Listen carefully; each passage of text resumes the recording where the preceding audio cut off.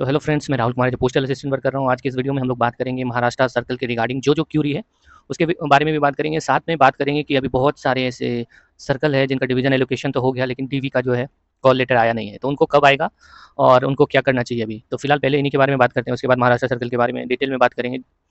जो भी नए हो चैनल को जरूर सब्सक्राइब करना। जो भी महाराष्ट्र सर्कल या किसी भी सर्कल में आप अगर ज्वाइन करते हो पोस्टल असिस्टेंट में, तो चैनल को जरूर सब्सक्राइब करना, ठीक है। और चैनल पोस्टल असिस्टेंट से रिलेटेड कुछ भी जानकारी चाहिए तो कमेंट करना या व्हाट्सएप करना। कोशिश करेंगे आपको जितना जानकारी दे सके देने का वो जरूर देंगे, ठीक है। तो चलो वीडियो स्टार्ट करते हैं कि बहुत ऐसा डिवीजन है जिनका भी डीवी लेटर नहीं आया है, तो उनको क्या करना चाहिए।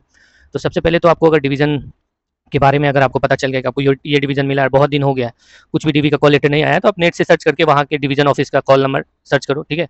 और या फिर कोशिश करो पूछने का कि आपका जो, जैसे बहुत लोग पहले से जो ज्वाइन किए हुए हैं, कोशिश करो सर्च करने का। आपको कहाँ सर्च करना है, टेलीग्राम पे जाना, वहाँ पे रूल ट्रांसफर रूल 38 करके ये ग्रुप बना हुआ है, तो उसमें लगभग ऑल इंडिया का जितना भी सर्कल है सबके लोग हैं, ठीक है। तो वहाँ पे आप कमेंट करो कि सर्कल में इस डिवीजन का कोई है, तो वहाँ से आपको कोई ना कोई जरूर मिल जाएगा। टेलीग्राम पे ट्रांसफर रूल 38 या पोस्टल असिस्टेंट ट्रांसफर या म्यूचुअल ट्रांसफर ऐसे करके आप चेक करना, कोई भी डिवीजन के हो आप तो।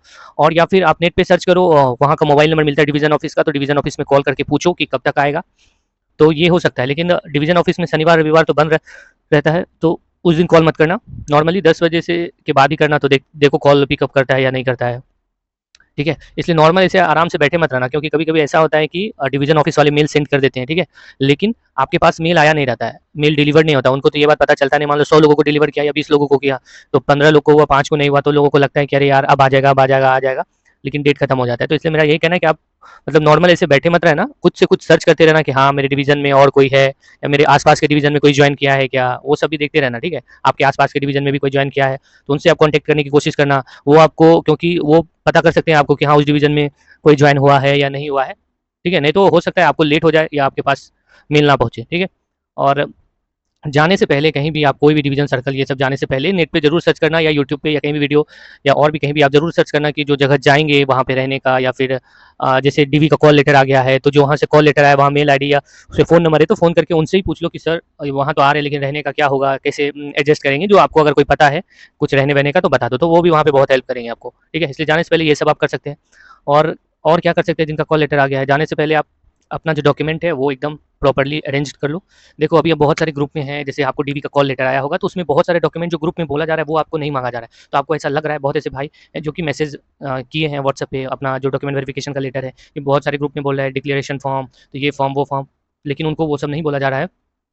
तो मेरा यही कहना है कि देखो हर डिवीज़न के लिए अलग-अलग रूल्स हैं, ठीक है? हर डिवीज़न अलग-अलग तरीके से सब कुछ करवाता है, इसलिए आप ऐसा मत समझना कि जो अगले डिवीज़न ने माँगा है, आपके डिवीज़न में भी माँगेगा। अभी देखो बहुत ऐसा डिवीज़न है जिसने कि डॉक्यूमेंट वेरिफिकेशन करने के टाइम डॉक्यूमेंट भी रख लिया। वो बोला जब तक आप डॉक्यूमेंट वेरीफाई होके आता नहीं है तब तक तुम्हारा डॉक्यूमेंट यहाँ यहाँ रहेगा। तो बहुत जगह ऐसा भी हुआ है, जबकि ये कुछ परसेंटेज में, जैसे 100 में से 10% जगह ऐसा होता है जहाँ पे डॉक्यूमेंट रखा जाता है, मोस्टली डॉक्यूमेंट नहीं ही रखा जाता है। आपको ज़ेरॉक्स कॉपी बोला जाएगा, ज़ेरॉक्स कॉपी में अगर ड्यूली अटेस्टेड है, मतलब सोचो सेल्फ अटेस्टेड के बारे में बोल रहा है, अगर duly attested bye gazetted officer है कहीं पे, तो वो सोचो गेजेटेड ऑफिसर है।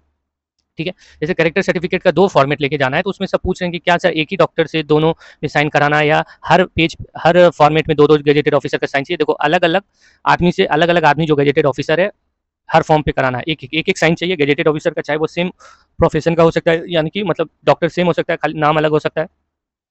ठीक है। ऐसा नहीं कि एक ही डॉक्टर से दोनों फॉर्म पे साइन करवा लेना, नहीं, अलग-अलग गेजेटेड ऑफिसर का साइन चाहिए। ओके।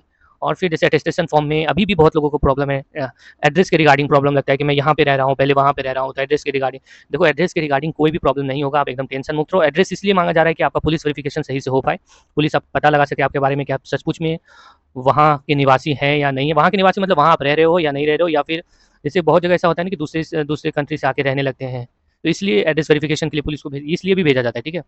तो आप ये सब मतलब एड्रेस आपका, एड्रेस के रिगार्डिंग ऐसा मत सोचना कि एड्रेस में क्या डालें नहीं डालें। अभी आप जहाँ जेन्युइनली रह रहे हो वहाँ डालो, फिर एक परमानेंट एड्रेस और एक प्रेजेंट एड्रेस है। प्रेजेंट एड्रेस में भी आप जहाँ रह रहे हो वहाँ डालो, और परमानेंट एड्रेस में आपका होम टाउन डालना, ठीक है। तो होगा क्या, अगर आपका पुलिस वेरिफिकेशन नहीं हो पाएगा, ठीक है, तो ऑफिस वाले फिर आपको बुला के, जैसे डिवीजन ऑफिस वाले आपको बोलेंगे कि यार आपका तो आपने जो एड्रेस दिया था उसमें पुलिस वेरिफिकेशन नहीं हुआ, तो आप अभी कहाँ रह रहे हो, उस एड्रेस के बारे में बताओ। तो उस टाइम भी आप एड्रेस चेंज कर सकते हो, उस टाइम भी आप अपना एड्रेस होम एड्रेस बता सकते हो, बोलना कि सर उस टाइम तो हम वहाँ रह रहे थे, अभी मेरा एक्चुअल में होम एड्रेस वहाँ है, वहाँ दे दो, तो वहाँ भी हो जाएगा। इसलिए मतलब एड्रेस के रिगार्डिंग कोई भी दिक्कत नहीं होगा, इसके लिए आप टेंशन मुक्त रहना, क्योंकि बार बार एड्रेस क्या है वो पूछ रहे हो, तो एड्रेस के रिगार्डिंग कोई प्रॉब्लम नहीं होगा। वैसे भी पुलिस वेरिफिकेशन जो है आपके ज्वाइनिंग होने के बाद होता है, ठीक है? तो इसलिए पहले मैं समझना कि पुलिस वेरिफिकेशन करवा के हमको जाना, नहीं। पुलिस वेरिफिकेशन आपके ज्वाइनिंग होने के बाद, ये एक नॉर्मल प्रोसेस है। अगर आपके ऊपर केस, क्राइम केस कुछ नहीं है, तो ये एक नॉर्मल प्रोसेस है, इसमें आपको पता भी नहीं चलेगा कि पुलिस वेरिफिकेशन हुआ है। जैसे में हम लोग नॉर्मल थे तो पता भी नहीं चला, नॉर्मली घर पे आके पुलिस बोला कि 4-5 2-3 आदमी के साथ आ जाओ थाने पे। थाने पे गए, बस पुलिस का एक बंदा आया था, बस थाने पे हम लोग गए, वहाँ पे साइन वाइन 2-3 आदमी से लिया, बस इतना ही काम रहता है। और जो आप 2 विटनेस के नाम देते हैं अभी अटेस्टेशन फॉर्म में, शायद उनको भी बुलाया जाता है। अब ऐसा नेसेसरी नहीं है कि अगर मान लो वो नहीं है, कहीं घूमने के लिए चला गया, उसी टाइम आपका वेरिफिकेशन के लिए आया, तो ऐसा नहीं कि वो नहीं है तो काम नहीं होगा, होता है, वैसा कोई दिक्कत नहीं है। इसलिए सबसे टेंशन मुक्त रहना, ठीक है? जैसे कुछ एक्स सर्विसमैन बोल रहे कि एक्स सर्विसमैन के बारे में कोई नहीं बात कर रहा, तो देखिए एक्स सर्विसमैन का तो आपको पता ही है कि डिस्चार्ज सर्टिफिकेट जो आप रिटायर हुए हो विदिन 1 ईयर का चाहिए, आफ्टर क्रूशियल डेट के विदिन 1 ईयर का चाहिए। और फिर एक्स सर्विसमैन वाले ये पूछ रहे हैं कि उनका ट्रांसफर में कौन-सा कैटेगरी माना जाएगा। तो जैसे एक एक्स सर्विसमैन हमारे ऑफिस में थे, उनसे हम पूछे कि एक्स सर्विसमैन को आगे क्या माना जाता है, तो उनका यही कहना है कि देखो एक्स सर्विसमैन जब तक वो नौकरी लेने के प्रोसेस तक एक्स सर्विसमैन है, उसके बाद वो जनरल जो उनका आपका कैटेगरी, जैसे आप ओबीसी से हो तो ओबीसी हो जाओगे, जनरल हो तो जनरल हो जाओगे, ठीक है? और ट्रांसफर में भी हम लोग ये नहीं देंगे कि एक्स सर्विसमैन के लिए अलग से कोई नाम है, ठीक है? जो है वो वही है, मतलब जो कैटेगरी आपका है बस उसी बेसिस पे भी आपका ट्रांसफर होगा, ठीक है? कोई ऐसा फैसिलिटी एक्स्ट्रा नहीं है। बार बार वो भी ये भी बोल रहे हैं कि पे प्रोटेक्शन मिलेगा क्या, तो पे प्रोटेक्शन का कोई कहानी आपके बारे में ऑफिस में भी है, 2-3 बार हम चर्चा किए, तो ऑफिस में भी कुछ भी चर्चा नहीं है, ठीक है? जैसे बहुत सारे पीडब्ल्यूडी कैंडिडेट है, बोल रहे हैं वो भी कि उनके बारे में कोई नहीं कुछ पूछ रहा। तो देखो पीडब्ल्यूडी कैंडिडेट का 2-3 प्रॉब्लम है। क्या उनका सर्टिफिकेट तो एक हमारे ऑफिस में है, उनसे पूछे तो वो क्या बताए कि स्टेट गवर्नमेंट का जो सर्टिफिकेट होता है वो होना चाहिए पीडब्ल्यूडी के लिए। और फिर एक चीज़ और उनसे पूछे कि जो टीए मिलता है उनको डबल मिलता है, उसके लिए उनको शायद कुछ अगर नहीं मिलेगा तो उनका कुछ फॉर्मेट है, वह मैं उनसे लेके आप लोगों को शेयर करूँगा। जब आप जॉइन कर जाओगे तो उसके बाद वो सब प्रोसेस है। जो भी पीडब्ल्यूडी कैंडिडेट अगर उनको डबल टीए नहीं मिलता है, मतलब 2 ट्रांसपोर्ट अलाउंस जो हम लोगों को 3600 मिलता है, तो वो पीडब्ल्यूडी कैंडिडेट को 7200 मिलता है। तो बस यही सब है पीडब्ल्यूडी कैंडिडेट का। और आपका जो सर्टिफिकेट है वो जो स्टेट गवर्नमेंट के जो ऑफिसर बनाते हैं उनका होना चाहिए, वो आपको पता ही होगा, ठीक है? और फिर अब चलो बात करते हैं महाराष्ट्र सर्कल के बारे में। तो देखो टीसी या एसएलसी जिसको, या माइग्रेशन सर्टिफिकेट के बारे में आप लोग बोल रहे हो, तो हाल फिलहाल में 15 से 20 दिन पहले सीएचएसएल वाले ने डॉक्यूमेंट वेरिफिकेशन कराया। आज ही रूम पे आया था रूम खोजने के लिए हमारे यहाँ, तो उससे हम सबसे पहला क्वेश्चन यही किया कि तुमसे क्या स्कूल लिविंग सर्टिफिकेट मांगा गया क्या, या ट्रांसफर सर्टिफिकेट या माइग्रेशन सर्टिफिकेट? तो वो बोला वो एसटी कैंडिडेट है, वो बोला भैया ऐसा कुछ भी मांगा नहीं गया, जो एजुकेशनल सर्टिफिकेट है 10-12 और ये सब मांगा गया, और कास्ट सर्टिफिकेट मांगा गया, ठीक है? उसके अलावा मेरे से कुछ नहीं मांगा गया। ये भी पूछे कि क्या डेट ऑफ बर्थ सर्टिफिकेट मांगा गया, तो नहीं। कहाँ ज्वाइन किया है? महाराष्ट्र में मुंबई साउथ डिवीजन में ज्वाइन किया है, ठीक है? राजस्थान का बंदा। तो उस ये तो क्लियर हो गया, क्योंकि हम लोग भी यहाँ ज्वाइन किए हैं, बहुत लोग तो किसी से ट्रांसफर सर्टिफिकेट या स्कूल लिविंग सर्टिफिकेट नहीं मांगा।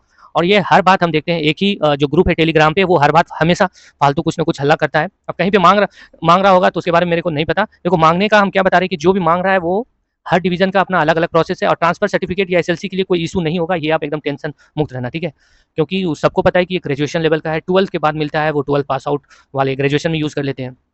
तो जो हाल फिलहाल है मुंबई साउथ डिवीजन में ज्वाइन किया है, उसको डेट ऑफ बर्थ सर्टिफिकेट नहीं लगा है, साथ में टीसी भी नहीं लगा है। जो एजुकेशनल सर्टिफिकेट है वो लगा है। एसटी कैंडिडेट के बारे में बताते हैं कि उनसे हम पूछे कि एसटी का जो कास्ट सर्टिफिकेट वो क्या है, वो बोला एसटी का कास्ट सर्टिफिकेट एक ही बार बनता है सेंट्रल लेवल का, वो हमेशा चलता है। ओबीसी का जो सर्टिफिकेट है वो क्या है, वो 3 साल तक चलता है, प्रीवियस 3 ईयर का आपका बना हुआ है, तो वो ठीक है। या फिर क्रूशियल डेट के 180 डेज तक भी बना है, वो भी ठीक है। बाद वाले का भी एक भाई ने कुछ लेटर भेजा था हाल फिलहाल में कि बाद वाले का भी चलेगा, तो देखते हैं वो लेटर क्या है, क्योंकि किसी ने मेरे को वो लेटर व्हाट्सअप किया था, तो उतना हम ध्यान से उसको पढ़े थे।